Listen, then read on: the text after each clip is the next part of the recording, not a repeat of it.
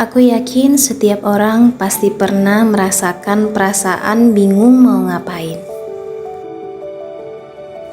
Sebenarnya, tidak ada hal khusus yang membuat hal itu terjadi. Mungkin saja kita sedang merasa bosan atau sedang tertarik dengan suatu hal. Tapi terkadang, kenapa ya?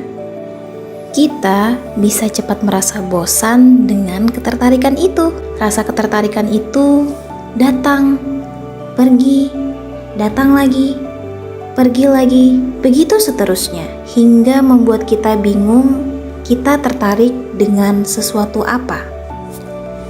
Kali ini kita akan membahas sesuatu yang sangat menarik dan penting, terutama bagi kita yang gemar membaca. Pembahasan kita kali ini yaitu bagaimana cara memilih jenis buku yang tepat sebagai bahan bacaan.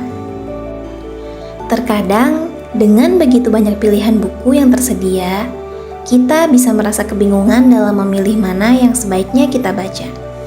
Nah, mari kita coba bahas bersama-sama. Pertama-tama, ada banyak sekali jenis buku di luar sana, seperti buku fiksi, non-fiksi, biografi, sejarah, sains, sastra, dan masih banyak lagi. Semuanya menawarkan keunikan dan manfaat masing-masing.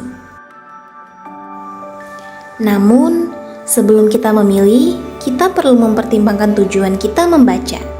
Apa yang ingin kita capai? Apakah kita ingin menambah wawasan, menikmati cerita, atau sekedar mencari inspirasi? Jika tujuan kita adalah untuk hiburan atau sekadar melarikan diri sejenak dari rutinitas, maka buku fiksi bisa menjadi pilihan yang tepat.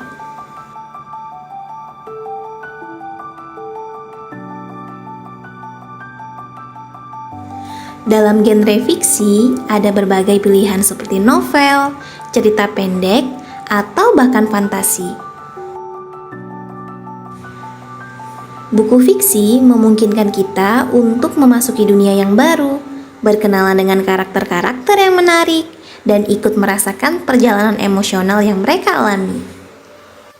Namun, jika kita ingin memperkaya pengetahuan atau keterampilan kita, mungkin buku non-fiksi adalah pilihan yang lebih tepat.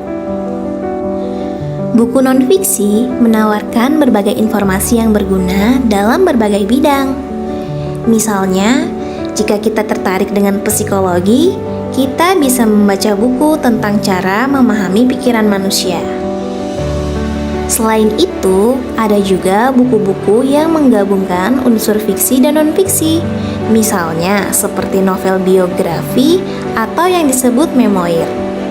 Buku jenis ini bisa menjadi pilihan menarik bagi kita yang ingin tahu lebih banyak tentang kehidupan seorang tokoh, baik itu tokoh sejarah, artis, ataupun pemimpin besar dengan cara yang lebih naratif dan menyentuh. Tapi ada kalanya kita merasa bingung, terutama ketika ada banyak buku yang direkomendasikan oleh teman atau bahkan bestseller di toko buku. Selain itu, dalam memilih buku, kita juga perlu memperhatikan waktu yang kita miliki. Jika kita memiliki waktu yang terbatas, buku yang lebih singkat dan padat seperti artikel atau buku panduan praktis bisa menjadi pilihan yang terbaik.